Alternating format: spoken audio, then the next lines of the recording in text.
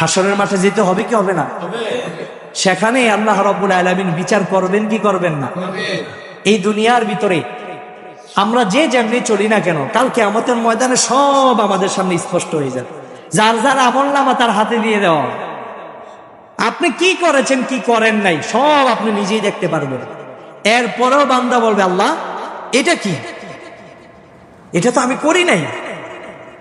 আল্লাহ পাক বলবেন, কিরামান কাতিবিন, দুইজন ফেরেশতা, আমি আল্লাহ একজন ফেরেশতাকে লিখে দিয়েছি তোমার নেক আমলগুলো লেখার জন্যে, আরেকজন ফেরেশতা রেখে দিয়েছি তোমার বদ আমলগুলো লেখার জন্য। এই কিরামান কাতিবিন ফেরেশতাদেরকে ডাক দিয়ে বলবেন, ও আমার ফেরেশতারা, তোমরা সাক্ষী দাও, তারা কি এই কাজ করে নাই? তারা যে আজকে এগুলো অস্বীকার করতেছে। তখন ফেরেশতারা বলবেন, আল্লাহ তুমি যেইভাবে আমাদের নির্দেশ দিয়েছো আমরা সেইভাবেই কাজ করি, তোমার নির্দেশের বিপরীত কিছু করার ক্ষমতা আমাদের নাই, ওই শক্তি তুমি আমাদেরকে দেও নাই।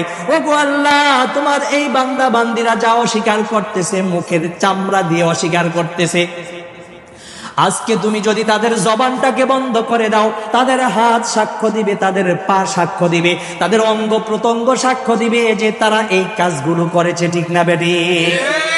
ইয়াউমা তাশহাদু আলাইহিম আলসিনাতুহুম ওয়া আইদিহিম ওয়া আরজুলুহুম বিমা কানু ইয়ামালুন।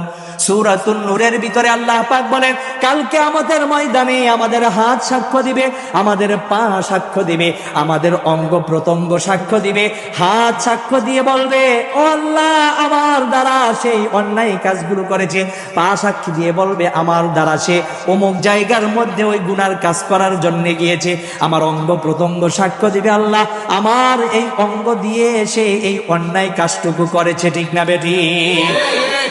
জবানটাকে বন্ধ করে দিবেন। আল-ইয়াউমা আকমালতু লাকুম, আল-ইয়াউমা নাখতিমু আলা আফওয়াহিহিম ওয়া তুকাল্লিমুনা আইদিহিম ওয়া তাশহাদু আরজুলুহুম বিমা কানু ইয়াকসিবুন। সূরা ইয়াসিনে পড়ছি না আমরা? আল্লাহ পাক বলছেন যে ওই দিন তার জবান যখন মিথ্যা বলা শুরু করে দিবে, তার জবানটাকে আমি বন্ধ করে দিব। ওয়া তুকাল্লিমুনা আইদিহিম, তার হাত আমার সাথে কথা বলবে। তার পা সাক্ষ্য দিবে যে পা দিয়ে হেঁটে হেঁটে অন্যায় কাজ করার জন্য গিয়েছে। এ পা সাক্ষী দিবে আমি কি অন্যায় কাজ করেছি। আমার বন্ধুগণ, কাল কিয়ামতের ময়দানকে ভুলে গেলে চলবে না। সেই ময়দানে আল্লাহ পাক যদি সকল মানুষের সামনে আমার এই অন্যায়গুলো প্রকাশ করে দেন, তাহলে আমার চেয়ে অপমান অপদস্থ আর কেউ হতে পারে না। আল্লাহ রাসূল তাই বলছেন, ওয়াল ইয়াউমিল আখির, আখিরাতকে বিশ্বাস করো।